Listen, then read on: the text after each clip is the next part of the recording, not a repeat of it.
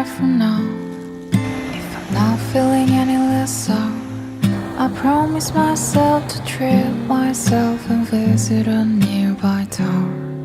And climbing to the top, I throw myself up in an effort to make clear to whoever what it's like when you shout out, standing in the lurch at a church. Will people saying, my God, they've tough shoes to the mouth.